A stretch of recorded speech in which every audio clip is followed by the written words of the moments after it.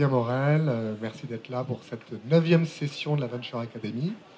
On avait près quasiment tous les cas de figure jusqu'ici. Là tout de suite on va présenter une société qui s'appelle Synthesio, qui a levé de l'argent auprès d'un investisseur qui s'appelle Entrepreneur Venture. Mais l'originalité de cette session, c'est qu'on a fait venir le leveur de fonds qui a aidé Synthesio à lever des fonds. Donc ça va être intéressant d'avoir le point de vue du leveur. Même process que d'habitude, c'est-à-dire qu'on commence par les présentations bien sûr, mais la période de recherche côté entrepreneur, côté aussi d'un lever, comment est-ce que lui définit ses futurs clients et comment est-ce qu'il les trouve, comment est-ce qu'il trouve les pépites. Deuxième partie, la partie négociation avec le fonds ou avec les fonds. À vous de voir comment est-ce que vous l'aborderez. Et puis ensuite, que se passe-t-il après?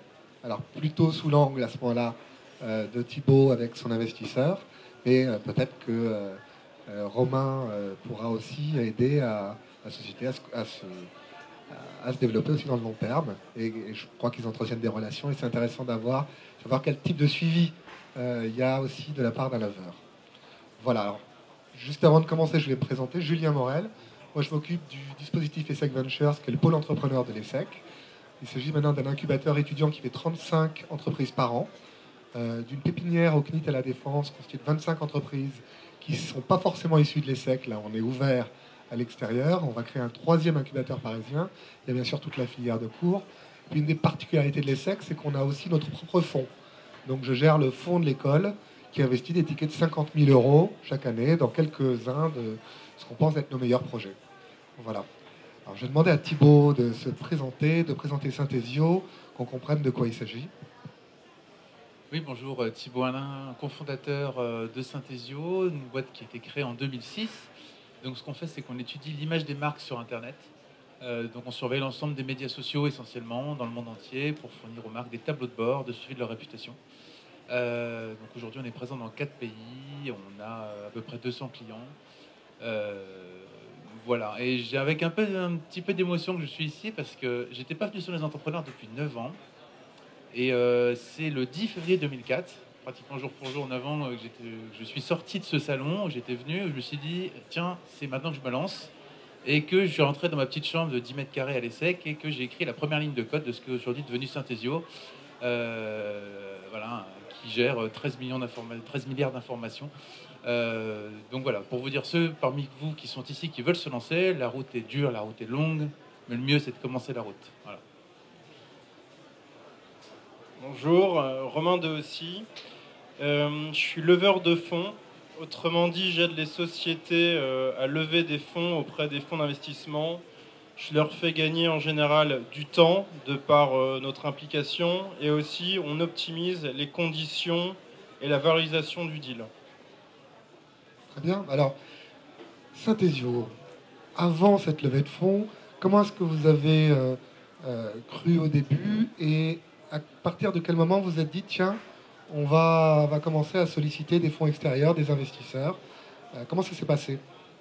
Alors Synthesio, c'était bootstrappé, on va dire au début, avec une aide de l'ESSEC, puisqu'on est, je crois, la première ou la deuxième entreprise dans laquelle le fonds d'amorçage de l'ESSEC a investi. Mais c'est des petits montants, hein, on vous l'a dit, autour de 50 000 euros. Nous, ça nous a quand même permis de tenir à peu près 1 an et demi.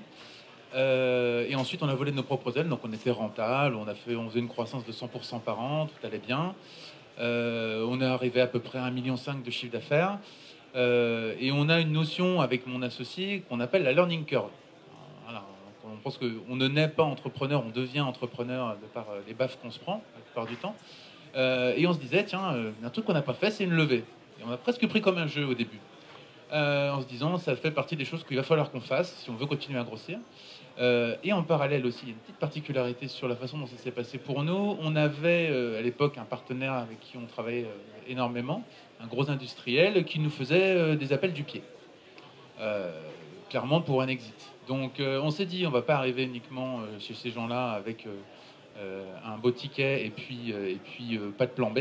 Donc on s'est dit, le plan B aussi, ça pourrait être une levée pour faire monter la valo. Donc là, d'un autre côté, on avait Romain qui nous surveillait de près. Alors je pense qu'il vous expliquera après comment il identifie les entreprises comme nous. et qui nous faisait des appels du pied. Et donc après quelques tergiversations, on s'est dit, allons-y, partons sur la levée. Romain, de votre côté, le point de vue du lever, comment est-ce que vous trouvez les pépites? Quelles sont les démarches que vous faites? Comment est-ce que vous les identifiez dans la jungle des candidats, finalement? Alors, ce qui est important à savoir, c'est qu'un leveur de fonds est rémunéré principalement au succès. Donc, signer un nouveau client, pour nous, c'est pas la préoccupation. Nous, c'est signer un client avec qui on a la certitude ou la quasi-certitude d'aller au bout. Et donc, c'est très différent. Alors, comment on identifie les pépites? Il y a plusieurs solutions qui sont complémentaires. On regarde beaucoup ce qui se passe aux États-Unis. Qui a levé, quand, comment, sur quel montant. Ensuite, on va regarder en France quels sont les modèles qui s'en rapprochent, quelles sont les sociétés qui sont les leaders sur ces secteurs. On traite un grand nombre de secteurs, donc c'est compliqué à bien tous les comprendre, donc on lit beaucoup de livres blancs. Par exemple, sur Synthesio, je me rappelle, on avait lu un livre blanc sur le secteur, voir les 2-3 sociétés qui sortaient du lot. Ensuite, prosaïquement, trivialement, on les a appelées, ces 2-3 sociétés, on a regardé quelles étaient celles qui étaient le plus en avance, quelles étaient celles qui se présentaient le mieux en 5-10 minutes, et on est tombé sur Synthesio, avec qui on a signé pour la levée. Alors, côté Thibaut, expliquez-nous comment vous avez approché, avec l'aide de Pax, les premiers investisseurs, comment ça s'est passé, avant même d'avoir trouvé l'investisseur final, hein, je veux dire, cette période de recherche. Est-ce que vous pouvez nous expliquer ça? Oui, tout à fait. Déjà pour terminer sur comment Pax nous a trouvé, il y a eu aussi un peu de drague, si j'ose dire. Pax nous a fait venir pour leur soirée annuelle au champagne, etc. Et déjà, ils essayaient de nous attirer dans leur giron et de nous convaincre finalement de signer avec eux pour chercher des fonds. Donc ça tombe bien, le timing était bon, donc, et le feeling était bon aussi avec Pax, donc c'est comme ça que ça s'est fait. Alors ensuite, ils nous ont très bien expliqué le process. Alors, disons l'essentiel sur une levée de fonds, pourquoi prendre un lever? Parce qu'un lever, ça coûte très cher, soyons clairs. Hein, grosso modo, quand on fait une levée de fonds, on a fait des petits montants avant. Sur le montant qu'on lève, qui d'ailleurs n'est pas 3 millions, hein, on a levé 1,5 million, il faut dire en dollars, c'est mieux, toujours dire en dollars. Hein, ça fait mieux sur Crunchbase, donc ça fait 2 millions de dollars. Il y en a 10% qui part chez le lever et les avocats et tous les frais annexes. Hein, donc on se retrouve avec 90% du montant levé. Ils nous ont très bien. L'intérêt, c'est de gagner du temps et de l'argent. Hein, c'est exactement ça. Donc le temps, parce que il faut démontrer de la croissance pendant la phase de levée. C'est-à-dire que c'est de la vente, hein, finalement, une levée. On va faire le tour de claquette comme chez un client, on va montrer qu'on gagne de l'argent, qu'on va en faire encore plus avec la levée. Et il faut démontrer, pendant cette durée de levée qui est assez longue, hein, qui va de 6 à 9 mois, nous 9 mois dans notre cas, parce qu'on avait un dual track, qu'on est capable de continuer à faire de l'argent.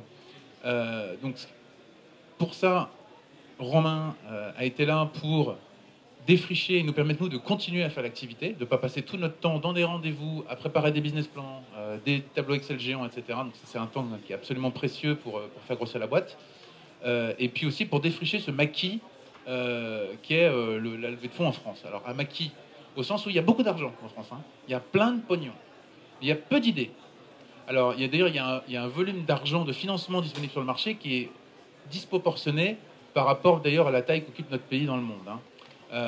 En revanche, et c'est là un peu le paradoxe, c'est vrai, soyons clairs. Là, je vends ton pitch, parce que je dis qu'il y a plein de pognon et que tu aides les gens à le trouver. Par contre, les VC français, la plupart du temps, sont risk-averse. Ils se comportent presque comme des banques. C'est-à-dire qu'une banque va vous demander de le rembourser, un VC ne vous demande pas de le rembourser, mais vous donnez des parts de votre boîte, donc vous donnez votre sang et votre sueur à ces gens en échange d'un ticket. Donc, il y a surtout des approches très différentes suivant les fonds. C'est-à-dire qu'il y a vraiment beaucoup de fonds. Si on ne sait pas vers lesquels se tourner, on peut y passer un temps infini, se prendre un tas de baffes. Et le fait de passer par quelqu'un qui connaît parfaitement l'écosystème, ce qui était le cas de Romain, d'aller tout de suite vers les 20 fonds qui vont bien, sur lesquels on va avoir 10 premiers rendez-vous, 10 seconds rendez-vous et au final 6 term sheets. Donc avoir le choix.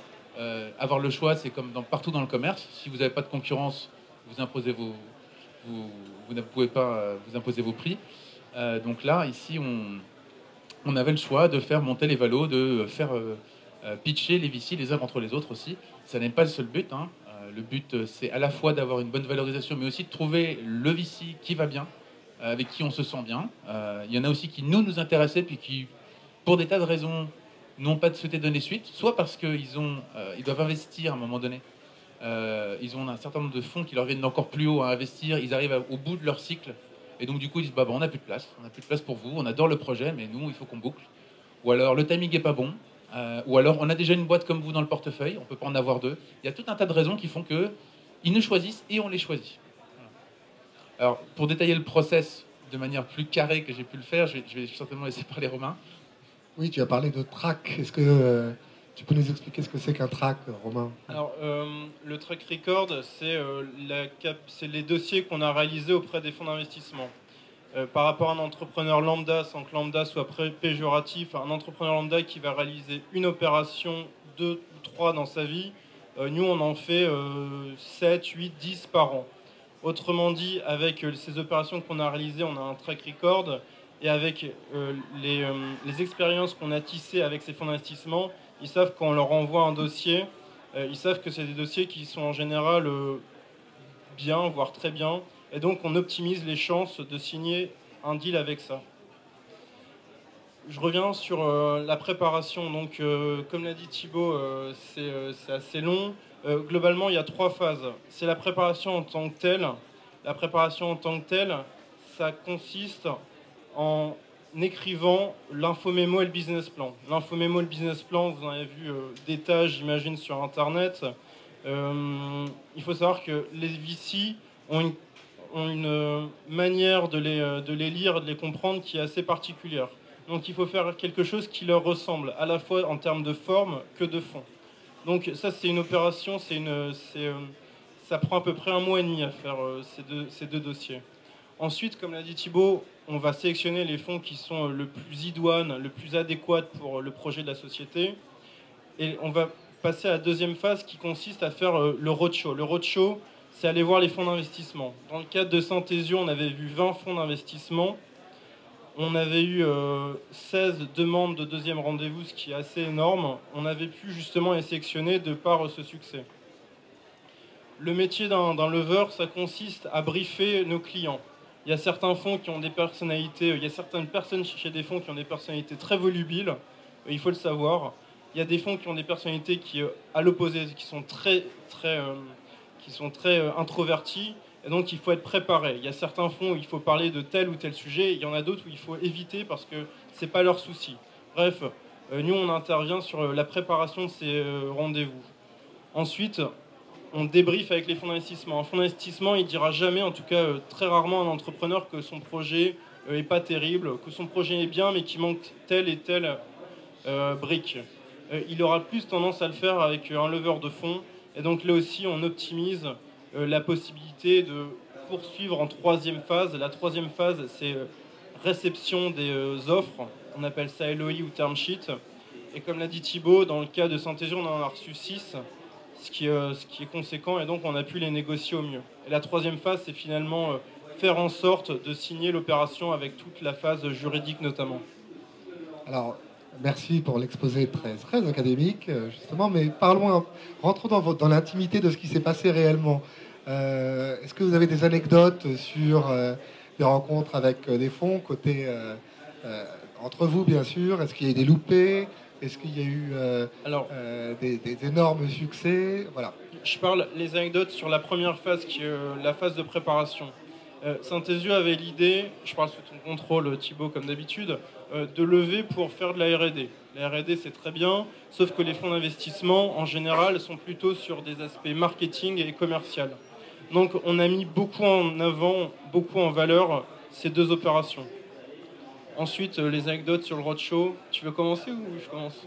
Il y en a un paquet. Chaque investisseur est différent. En fait, une rencontre, un peu comme avec un client ou comme avec un collaborateur, ça passe ou ça passe pas, et il y a différents centres d'intérêt. Donc le premier, malgré le brief de Romain qui nous a dit vous allez vous essayer sur un premier fonds sans grande importance, je ne donnerai aucun nom, je vous les donnerai en off si vous voulez. Donc on est arrivé, nous, on avait déjà ouvert un bureau à Londres, et on était en train d'ouvrir un bureau à New York. Et donc, mon associé sort comme ça. Ouais, nous, ce qu'on aime bien, c'est monter un bureau, aller se balader, monter le bureau, puis repartir. Alors là, la tête du fond, je vois la tête de Romain, je fais ah, mauvaise pioche, c'était pas ce qu'il fallait dire. Bon, c'est comme ça qu'on apprend, la learning curve. Ce qui est intéressant, c'est que les fonds, ils sont pas du tout intéressés par la même chose. Alors, il y en a qui nous ont fait fuir à toute vitesse, hein, parce qu'on peut fuir un fonds aussi. Il y en a qui ont une approche d'expert comptable. Au lieu de s'intéresser au business, ils vont vous dire oui, mais alors comment vous valorisez tel actif dans votre bilan? Je comprends pas trop. Alors là, c'est fini, quoi. Hein. Nous, on est là pour faire notre numéro de claquette, donc on est gentil avec eux, on hoche la tête et après on part. On veut surtout pas qu'ils nous rappellent. D'autres qui nous parlaient de brevets. Alors nous, on est dans le web. Alors la notion de brevet, déjà que je trouve qu'elle a aucun sens. Alors dans le web encore moins. Donc pareil, des gens qui n'ont rien compris. Donc c'est pas la peine de continuer avec eux. Alors après, il y en a qui ont une approche beaucoup plus business. Donc ça devient intéressant. Donc la plupart, ce qu'ils ont en commun, c'est qu'ils vont s'intéresser à ce qui fait tourner le business toujours aujourd'hui, le pipeline commercial. Combien de leads? Combien de temps vous mettez à closer? Combien vous vendez? Quel est le volume d'affaires, etc. Et ça, c'est toujours le cœur et le sang de la boîte. Hein. Donc ça, ils ont tous posé cette question. Après, dans un deuxième temps, il y en a qui vont poser des questions. Quand ils font leur due diligence à eux, il y en a qui vont s'intéresser aux hommes. Alors évidemment, ils disent tous, avant tout, qu'ils investissent sur les fondateurs. Donc ça, c'est vrai que c'est un prérequis. Mais après, il y en a qui veulent voir les têtes dirigeantes. Ou qui veulent voir, au contraire, un sales au boulot. Donc ils débarquent chez vous dans le bureau et puis ils vont interroger quelqu'un, savoir comment ça se passe. Nous, le Entrepreneur Venture, le fonds qu'on a choisi, ils ont une approche, ils ont plutôt appelé nos clients. Donc ils nous ont appelé 3 gros clients, ils ont demandé, alors voilà, qu'est-ce que vous faites avec Synthesio? Quelle est la valeur ajoutée? Et qu'est-ce que ça vous apporte? Est-ce que vous êtes content, pas content? Voilà, c'est comme ça que ça s'est passé. Très bien. Dans l'approche, là on rentre dans Entrepreneur Venture, qui est le fonds qui a investi. Est-ce que vous pouvez nous raconter comment ça se passe là, à ce moment-là? Les négos, la durée, les objections. A priori, vous vous plaisez, puisque il y a une sélection qui est faite, il y a une term sheet.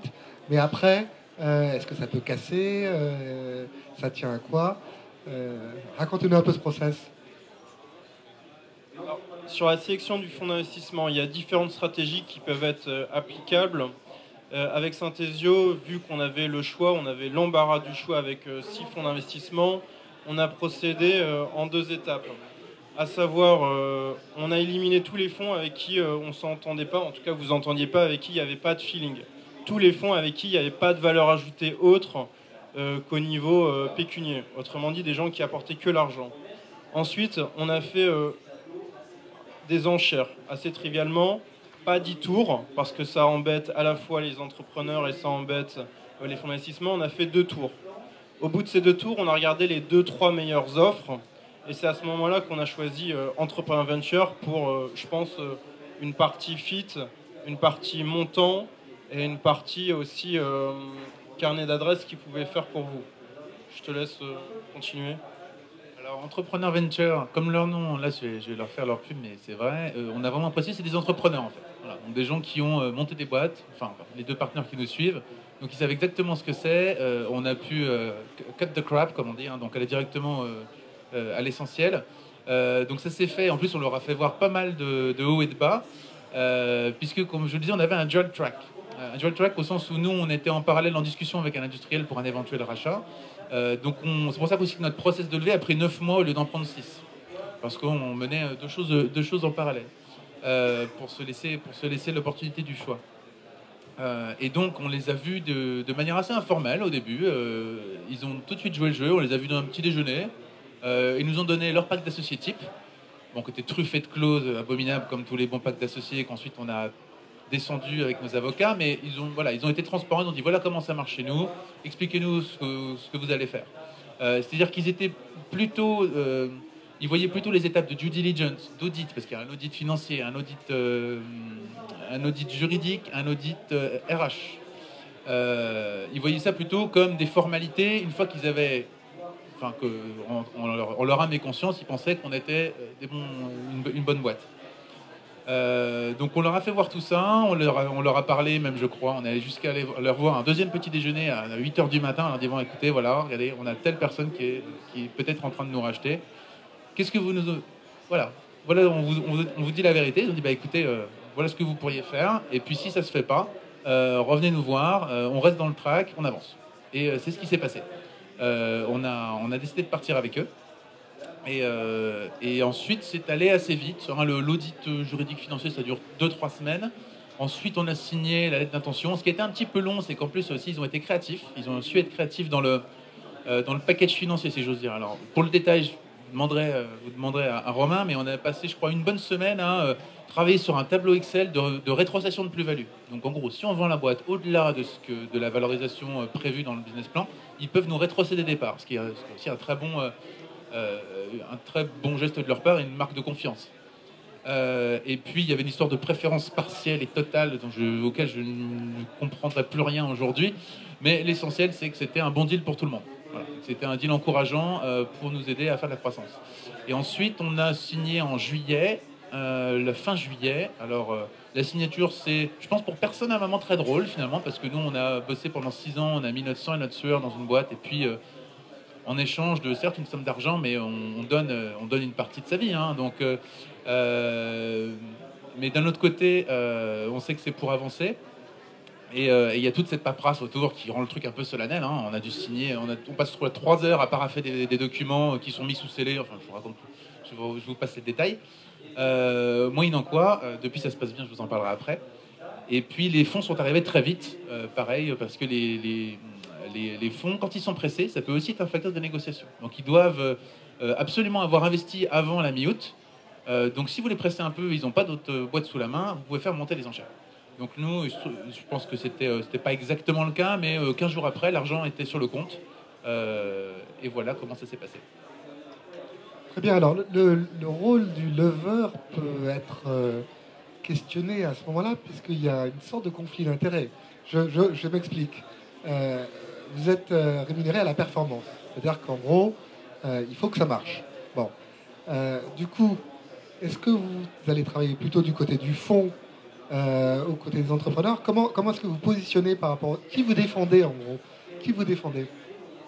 Bonne question. Effectivement, il peut y avoir un conflit d'intérêts potentiel. Après, ça dépend des personnes. Nous, on s'est toujours investi fortement auprès de nos clients. Mais il faut aussi faire comprendre à nos clients qu'il y a certaines choses qui ne sont pas possibles. Pour des entrepreneurs, pour certains entrepreneurs, leur société vaut 30 millions d'euros parce que l'américain qui fait la même chose vaut 300 millions. Ça ne marche pas comme ça. Il y a certaines clauses qui sont immuables et qui sont clauses juridiques dans le pacte qui sont gravées dans le marbre. Donc nous, on se bat pour nos clients, les entrepreneurs. Par contre, on a aussi un rôle pédagogique à leur montrer que certaines clauses sont tout à fait normales. Il y a des exemples qui sont très connus, je vais en donner je ne citerai pas de nom. Il y a une société qui elle est à Strasbourg. Le lendemain où elle a levé de l'argent, ils étaient 3 associés, ils ont acheté 3 Porsche Cayenne. Il y a une société, le lendemain ils ont fait une levée de fonds, ils étaient une équipe de 10-15, ils sont partis une semaine à Ibiza fêter ça. Bref, on explique à nos clients que les fonds d'investissement mettent en place des vétos pour empêcher des situations qui sont irrégulières, anormales et qui finalement arrivent de temps en temps. Je réponds à votre question, Julien? Oui, peut-être un petit peu plus sur ces clauses, puisque c'est vraiment, là on rentre un peu dans la technique, mais quelles sont celles qui posent le plus souvent problème pour les entrepreneurs, de votre point de vue? Ou qui sont les plus négociées, voilà. Alors, il y a tout ce qui est clause, effectivement, lié à la valorisation, ratchet, double dip. Je ne rentrerai pas dans le détail, mais le principe, c'est que si on vend une société 100, avant de partager la valeur de 100, pourcentage du fonds, pourcentage des entrepreneurs, le fonds, en général, récupère son montant. Autrement dit, s'il investit 10, il récupère 10, et ensuite, c'est les 90 qui sont répartis plus ou moins équitablement, en fonction ou non d'un double dip. Donc ça, c'est un point essentiel. Ensuite, il y a des clauses juridiques qu'on appelle bad lever. Autrement dit, c'est mauvais partant. Ça, les entrepreneurs ne le comprennent pas. On l'a dit, pour certains d'entre eux, on l'a dit, les fonds d'investissement investissent principalement sur une équipe. Et les clauses de bad lever font en sorte que si l'entrepreneur, un an après, va élever des chèvres dans le Larzac, il en a ras-le-bol, ces clauses, ces parts ne valent plus rien. Donc il y a un exemple assez connu, je ne citerai toujours pas de nom, c'est 2 entrepreneurs C'était connu, il y a 3-4 ans, c'était une très belle boîte. Ils ont levé beaucoup d'argent, ils se sont engueulés à deux, parce qu'il y en a un qui a pris la grosse tête, et il y avait aussi une histoire de fille, c'est véridique, entre les deux. Et il y en a un qui a décidé de plus se lever le matin, qui a décidé de plus aller travailler. Sachant que le fonds d'investissement avait quand même misé son investissement sur les deux personnes, ça a posé un gros problème. Et je pense qu'il s'en est très mal sorti, celui qui a pu aller bosser. Voilà, c'est des clauses comme ça. C'est des clauses principalement de bon sens et des clauses pour garder une activité entre guillemets normale. Voilà, Thibaut, de ton côté, ton interprétation en tant qu'entrepreneur. Ouais, non, de toute évidence, de toute façon, si on est entrepreneur, c'est pour se lever le matin. Donc, après, ça permet d'accepter un certain nombre de choses. Par exemple, on a, mon associé et moi, chacun presque 1 million d'euros d'assurance sur la tête. Voilà, au cas où il nous arrive quelque chose, tout simplement, hein, un décès ou autre, parce qu'effectivement, les VC investissent avant tout sur des hommes et sur la confiance qu'ils nous donnent. Et effectivement, cette confiance, d'ailleurs, elle est totale avec Entrepreneur Venture. Ils valident toutes nos décisions stratégiques comme d'exécution. Et jusqu'ici, ils n'ont pas à s'en plaindre. Mais effectivement, si un des associés vient péter un plomb, ça peut arriver à n'importe lequel d'entre nous. Ils ont besoin de se protéger, comme une banque. Là, honnêtement, on est sur des trucs comme une banque. Hein. Ils ont un truc qui s'appelle la garantie d'actifs passifs. C'est pour vérifier, grosso modo, que la maison, elle n'a pas de vice caché. Hein. Donc, pareil, si un jour ils découvrent qu'il y a une partie de la propriété intellectuelle de la boîte qui ne lui appartient pas, ou qu'il y a un litige caché avec un salarié, ils peuvent se retourner contre les fondateurs. Sachant que c'est des trucs, c'est comme avec votre banque, personne n'a envie de perdre.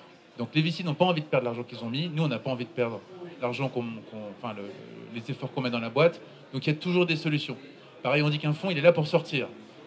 Et donc il y a aussi ces fameuses clauses qui disent attention, on a toujours peur qu'au bout de 5 ans, eux, ils veulent sortir. Donc ils vendent la boîte à la casse. En fait, ça n'arrive jamais. Soit ils remettent au pot 5 ans plus tard, soit si la boîte n'a pas fait 200% de croissance par an et juste stagnante mais fonctionne, c'est un autre fonds qui va reprendre les parts. Donc au final, les situations d'échec, tout le monde veut les éviter. Donc c'est sur cette base-là que finalement ça se passe bien. Quel rôle le fonds a-t-il joué? Là, je parle après la période d'investissement. Et est-ce que ça a correspondu finalement à ce qu'ils annonçaient? Parce qu'on dit souvent les fonds disent qu'ils vont apporter une énorme valeur ajoutée, etc. Et puis, en fait, il ne se passe pas grand-chose. Il y a quelques meetings et pas beaucoup plus. Dans votre cas, est-ce qu'il y a eu un vrai apport? Et comment ça se structure? Comment ça s'organise? Alors, il y a eu un vrai apport. Je pense que de manière générale, c'est quand même vrai que les fonds vont pas apporter tant de choses que ça. Pourquoi? Parce que ils apportent quelque chose si ça va pas très bien, finalement. Nous, ça se passe bien. Donc, quelque part, on n'a pas besoin d'eux. Quand on les voit au conseil de surveillance, ça dure pas longtemps. Ils nous disent, vous allez bien. On a pendant ce temps-là 10 boîtes dans le portefeuille qui sont en train de se péter la gueule. 2013 avait été une année catastrophique, d'ailleurs. Donc, on va plutôt aller aider ces gens-là. Après, c'est le jour où ça se passe mal, où là, ils vont être un peu plus les mains dans le cambouis et nous aider. Ceci dit, en France, un point qui est important. Donc, les VC, ça c'est peut-être le seul truc aussi à retenir. Ils veulent un ticket fixe dans les boîtes. Si vous faites une levée, ils vont vous prendre entre 20 et 30%. En dessous, c'est pas assez significatif pour être un financement intéressant pour eux. Au-delà, il y a de l'immixtion dans la gestion. Ils veulent surtout pas qu'on puisse les accuser ensuite d'avoir pris des décisions à la place des fondateurs et d'avoir fait une connerie. Ils sont prudents. C'est tout à leur honneur. Donc, sur cette base de 20 à 30%, ils vont préserver leur investissement, mais pas faire trop de gestion à notre place. Donc, quand ils vont nous aider, c'est essentiellement sur le financement. Donc là, le vrai apport d'Entrepreneur Venture, c'est une vraie connaissance des leviers financiers. Ils nous ont aidés à trouver des prêts au moment où on avait besoin. Ils nous ont, le premier truc qu'ils nous ont dit, c'est embaucher un CFO. Sur le moment, ça nous faisait rire. On dit, regardez la taille de la boîte, on fait 5 millions, on n'a pas besoin d'un CFO. Ils avaient raison. On a embauché un CFO depuis. Les choses vont encore mieux. Qu'est-ce qu'ils ont d'autre? Ah oui, très bon conseil aussi sur les shares. Donc, parce que les shares, c'est des mécanismes, les actions, ouais. Donc, pour fidéliser les salariés, quel mécanisme adopter, quand et comment échelonner les choses. Donc, sur tout l'aspect financier, c'est des vrais partenaires. Maintenant, après, sur l'aspect business, dire qu'un VC va vous amener un client ou autre, franchement, j'y crois pas. J'ai une question un peu intéressée. Nous, on a investi très tôt. Il y a eu un deuxième fonds, petit fonds, qui a investi très tôt. Comment est-ce que, et ça c'est d'ordre plus général, je ne demande pas la réponse sur notre cas en particulier, mais comment est-ce que ces gros fonds intègrent les business angels, ceux qui ont investi au démarrage, en gros? Comment est-ce qu'ils sont respectés? Est-ce que, en tout cas dans votre expérience, ça a été pris en compte est-ce que la sauvegarde finalement des intérêts très minoritaires des business angels initiaux est sauvegardée? Ouais, c'est une vraie question. Alors, Et ça, je pense quel a été votre rôle, vous, je là-dedans? pense que c'est une histoire d'hommes, c'est les histoires d'hommes dans les boards américains. Qui doit-on avoir au board? Donc nous, au board, on a pas 100 000 personnes, hein. On a les 2 personnes d'entrepreneurs venture, on a une personne qui représente les SEC, que tu connais bien, qui est quelqu'un avec qui on a d'excellentes relations, qui est d'excellents conseils. Donc cette personne-là, on avait envie de la garder. On avait envie de la garder au board, donc la question s'est pas posée en fait. Parce que c'est quelqu'un qui est de notre côté, qui nous suit depuis le début, et qui, même si la jour ça se passe mal avec notre investisseur, pourrait faire contrepoids. Donc voilà, tant que tout va bien, mais il faut toujours planifier pour le pire, au moins au début. Quand on signe les papiers, on planifie pour le pire et après, on fait comme si tout allait bien. C'est pareil pour un contrat de travail, c'est pareil pour un contrat de mariage, etc. Donc au final, on a préservé les intérêts, je pense, de tout le monde. Et de toute façon, on a cette chance d'avoir des gens qui nous laissent une grande marge de manœuvre, qui ne questionnent pas notre stratégie et notre exécution, et sur lequel on a aligné, y compris sur les grands choix stratégiques. Donc aujourd'hui, mon associé, il est allé monter la filiale à New York. On a maintenant 8, bientôt 10 personnes. Du jour, on leur a annoncé qu'ils partaient avec femmes et enfants là-bas, ça n'a pas posé de problème. On vient d'ouvrir un bureau à Singapour, là au 1er janvier. Pareil, ils nous ont poussé. Il se trouve qu'il y a des associés d'entrepreneurs venture et quelqu'un qui a fait beaucoup de business à Hong Kong, donc il était tout à fait aligné avec notre vision des choses. Donc pour l'instant, c'est la lune de miel. Maintenant, les marchés sont durs pour tout le monde, donc j'espère que ça continuera à l'avenir. En tout cas, si c'est comme toutes les relations business sont fondées sur la confiance. Si on part sur une base de confiance, que personne ne plante de couteau dans le dos de l'autre à un moment donné ou à un autre, on a bon espoir que ça continue à bien se passer dans les années à venir. Oui, un mot de l'avis de Romain sur cette question. Oui, je souhaiterais intervenir là-dessus. Un fonds d'investissement, surtout venture, autrement capital risque, sur 10 participations, il sait très bien qu'il perdra de l'argent sur 5 d'entre elles. Donc c'est comme ça, c'est acté. Il va en fait faire son argent, il va faire son TRI, faire sa rentabilité sur 1, 2, voire 3 dossiers, pas plus. Autrement dit, et là j'apporte un bémol sur ce qu'a dit Thibaut précédemment, c'est que il est prêt à perdre de l'argent sur la moitié de ses participations.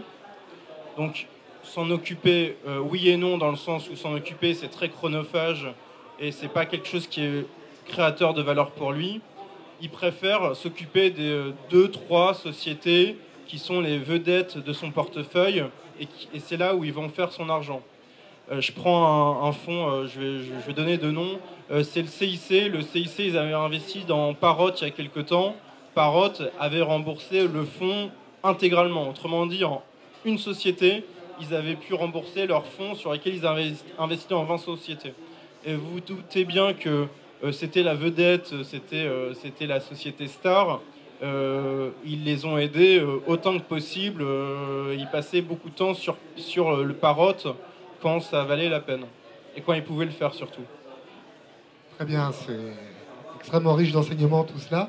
Est-ce que vous pourriez, peut-être avant qu'on passe aux questions du public, donner quelques points de conseil, vraiment à titre personnel, de ce que vous avez vécu, quelques recommandations? Conseil, c'est peut-être un bien grand terme parce que rien qui est gravé dans le marbre encore dans ce milieu. Côté Thibaut, évidemment, et puis également côté Bax et Romain. Le premier, je l'ai déjà cité, c'est, je pense, un enseignement important, c'est le ratio de 20 à 30% qu'on n'avait pas toujours en tête. Donc ils sont là pour prendre 20 à 30%. Donc ce qu'il y a, c'est une équation dont deux des variables sont fixées en fait. La variable montant du capital qu'ils vont prendre est fixée. Et ensuite, la variable du montant que vous voulez lever est fixée. Donc finalement, c'est ça qui va déterminer votre valo. La valo, c'est un truc magique, c'est quelque part, vous voulez lever 7, vous savez qu'ils veulent prendre entre 20 et 30%, vous faites votre règle de 3 et vous voyez que votre valo, elle doit être à 25. Vous regardez, vous discutez entre 20 et 30 et finalement, vous arrivez à un truc comme ça. C'est un truc qu'il faut avoir en tête si vous partez sur une levée sur ces montants-là. Le deuxième truc, c'est... j'ai déjà dit malheureusement, mais on ne prête qu'aux riches. Donc il faut montrer la croissance, faut faire rêver quoi. Il faut vendre du rêve et puis il faut que ça marche. Malheureusement, les VC sont frileux, ils n'iront pas investir dans votre boîte si elle ne génère pas du cash flow. Donc c'est pas le timing, c'est quand ça va bien qu'il faut lever. Même si vous n'en avez pas besoin. Ça a été notre cas, on avait beaucoup de chance. Pareil, on allait chercher des prêts à la banque quand on n'avait pas besoin, parce que quand vous en avez besoin, il n'y a plus personne. Ça, c'est le truc. Pour avoir un prêt de 200 000 euros à la banque, il a fallu qu'on soit cash flow positif et qu'on ait 2 millions sur le compte. Et là, ils ont daigné nous prêter 200 000 euros. Je ne citerai pas ma banque, ils font du très bon boulot à côté, mais voilà le niveau de... Voilà, et en plus, ils ont dû appeler Julien. Enfin, voilà. Donc, voilà. Bref. Et puis, je crois que c'est l'essentiel. Les hommes, voilà. Et les hommes comptent beaucoup. Donc, ils disent toujours qu'ils investissent sur les hommes. Évidemment, ils vont investir sur vous, les entrepreneurs. Mais vous aussi, vous allez investir sur les mecs que vous avez en face de vous. Parce que c'est eux que vous allez voir au conseil de surveillance. C'est eux que vous allez avoir au téléphone. Et c'est eux qui vont vous demander des comptes. Et il faut mieux que ce soit des gens avec qui vous entendez bien. Voilà. Je pense que c'est les trois enseignements. Moi aussi, ça tombe bien, j'ai 3 enseignements. Le premier, c'est procéder à une levée dans le timing parfait. Autrement dit, si c'est trop tôt, c'est pas la peine d'avoir les fonds d'investissement. Ils vous considéreront pas. Si c'est trop tard, vous allez laisser passer une fenêtre de tir. Je vous donne un exemple très concret, c'est par rapport au social gaming.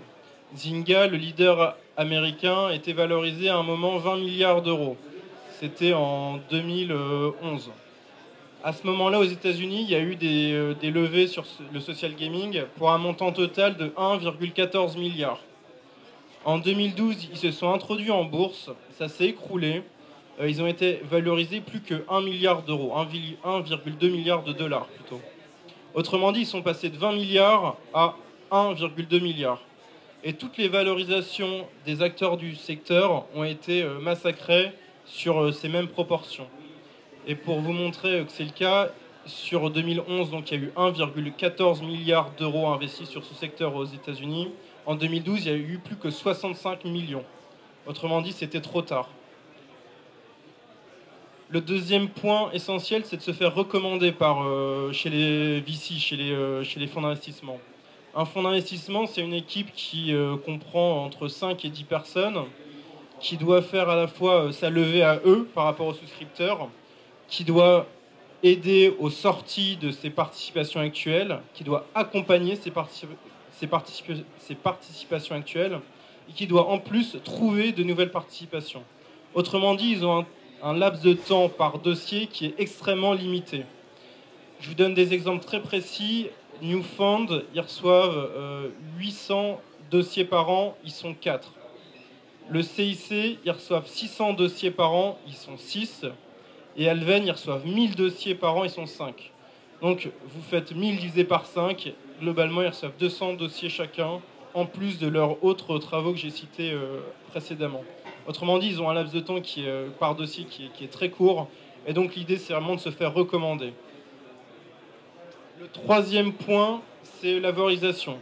Donc, quand on voit dans la presse les valorisations, c'est les valorisations d'entrée, dans le cadre d'une levée de fonds. Mais ce n'est pas celle qui est importante. La valorisation qui est importante, c'est celle qui est à la sortie. Avec Thibaut, on a abordé le sujet tout à l'heure un petit peu. Il y a un tas de clauses de relution, de dilution, des ratchets, du vesting. Bref, la finance est très créative à ce moment-là. Et surtout, vous ne vous fiez pas du tout, en tout cas, la valorisation d'entrée est non significative. C'est surtout celle, et c'est uniquement celle à la sortie qu'il faut regarder. Très bien, on va passer aux questions-réponses du public. Vous levez le doigt. Voilà.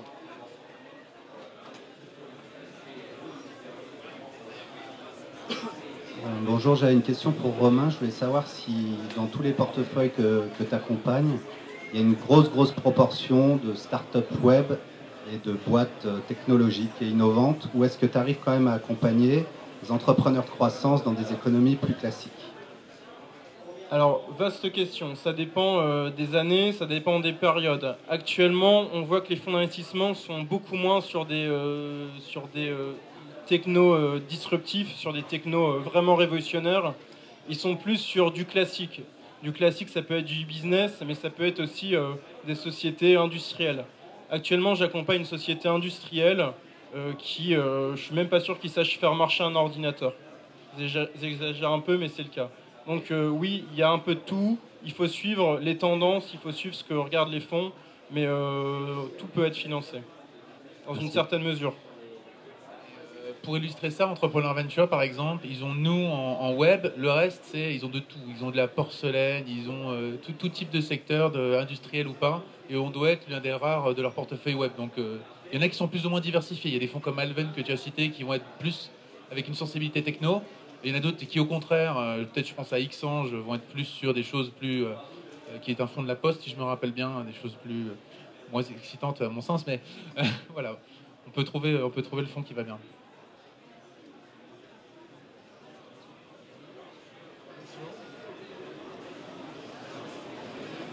Bonjour, Sébastien Mencherki, entrepreneur. J'ai une petite question pour toi, Thibaut. Comment est-ce que tu as fait pour gérer les actions que tu as données à tes salariés avec la contrainte d'un fonds d'investissement à ton board? Est-ce que dès le départ, au moment de l'investissement, tu as dit au fond, je vais donner 10-15% et vous allez diluer, ou alors ça s'est fait petit à petit? Oui, alors c'est des vrais entrepreneurs, donc ils savent qu'il faut, pour motiver les personnes clés, il faut leur donner des shares. Donc on avait déjà donné des shares avant à 2-3 personnes, enfin notre MD UK et notre MD France, et depuis voilà, Managing Director, ouais, et donc depuis on étend ça à plus de monde. Et sur ces shares, on a un avantage en France qui est le mécanisme de BSPCE n'est pas très compliqué en fait. Il est plutôt sympa. La paperasse est moyennement complexe, donc c'est assez simple finalement de donner des shares grâce à ce système de bons de souscription, de parts de créateurs d'entreprise, enfin BSPCE, tout ce bazar quoi. Voilà. Donc ça se fait plutôt bien ici. Juste un complément, dans 98% des cas, c'est les fonds d'investissement non seulement donnent leur accord, mais ensuite incitent les entrepreneurs à réserver 5 à 10% d'actions pour à la fois les entrepreneurs et pour leurs salariés clés. Merci.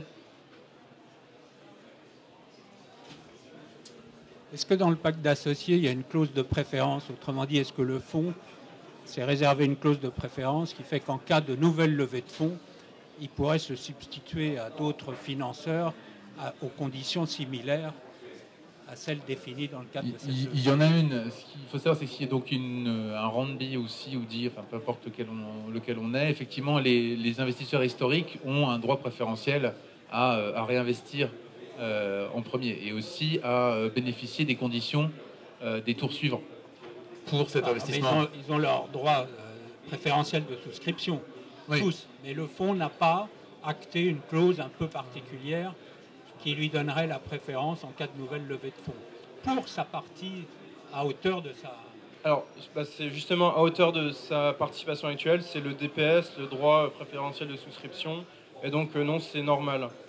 Imaginons dans le cas de Synthesio, en tout cas de sociétés similaires, si des tours ultérieurs sont réalisés, ça sera sur des montants beaucoup plus significatifs, ça sera sur des valorisations plus significatives a priori.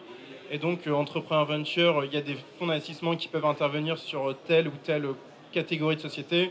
Si jamais il y a un tour beaucoup plus important, Entrepreneur Venture n'aura pas la possibilité de souscrire. Donc, ils abandonneront très vraisemblablement leur DPS.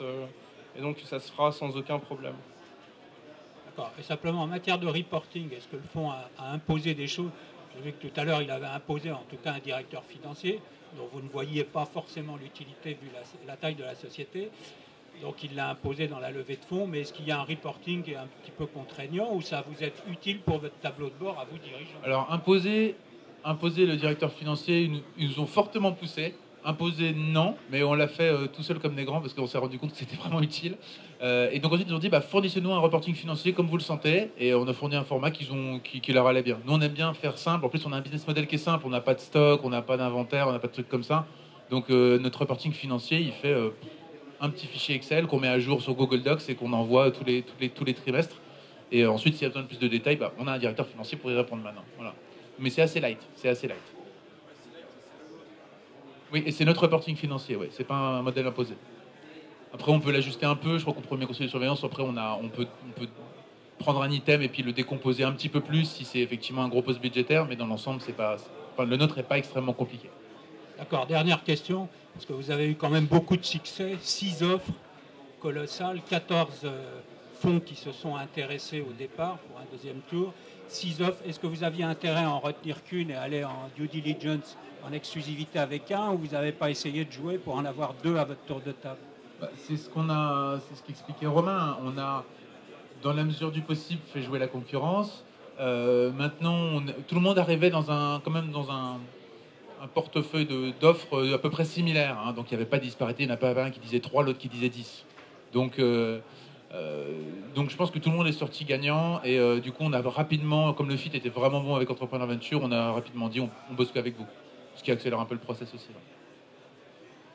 Et après, quand vous êtes en exclusivité, c'est compliqué de parler avec d'autres fonds, sachant que les fonds d'investissement se parlent quand même beaucoup entre eux. Et si jamais ils se rendent compte que vous êtes en exclusivité et que vous parlez avec quelqu'un d'autre, la confiance est rompue de tous côtés. C'est un des points que j'ai oublié tout à l'heure qui est vraiment important. Alors, une fois que vous avez appelé un fonds, ne serait-ce que vous avez envoyé un email à un fonds, ils sont tous au courant. Il y en a qui sont assez bêtes pour vous faire signer des NDA. Tout se sait dans la minute. Hein, donc, une fois que vous êtes sur le marché, vous êtes sur le marché. Hein. Si votre momentum n'est pas là, vous êtes grillé. Ça, c'est vraiment le truc à retenir. Donc, quand vous y allez à fond, vous y allez accompagner si vous pouvez, c'est mieux.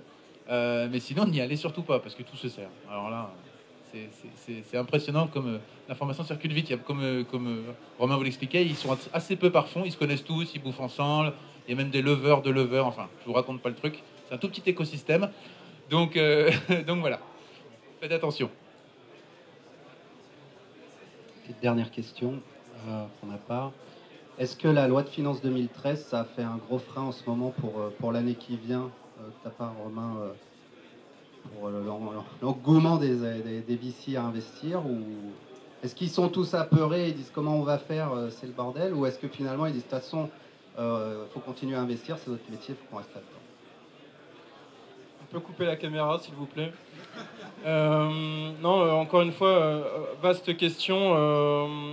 Non seulement les incitations fiscales sont moindres, on est dans un flou artistique, donc effectivement, ça aide pas les VC à investir. Bon, par contre, c'est toujours sur le long terme. C'est pas une année qui fait que tout va dégringoler, sachant que les fonds d'investissement lèvent pour des périodes de 7-10 ans.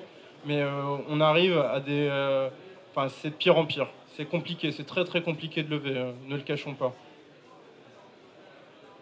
Peut-être pas en guise de mot de la fin, mais la levée, ça peut être fun aussi.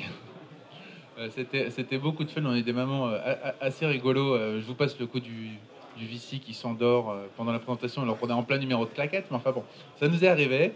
Et peut-être le plus fun, c'est qu'on arrive chez un VC qui nous plaisait bien, bien orienté techno et tout, qui dès le premier slide, ils font mais attendez, vous faites quoi? Vous faites de la réputation? Bah, oui. Il dit mais attendez, on est en train d'investir dans concurrent direct. Oh, génial. Alors on dit bon bah écoutez, on va s'arrêter là. On dit on peut juste vous emmener au slide 6. Et le slide 6 c'était nous versus la concurrence. On dit regardez leurs chiffres, regardez les notes. Maintenant, investissez si vous voulez. On avait des chiffres 4 fois supérieurs. Ils ont investi quand même, mais aujourd'hui je pense qu'ils s'en mordent les doigts, mais ceci est l'histoire. On a bien rigolé en tout cas.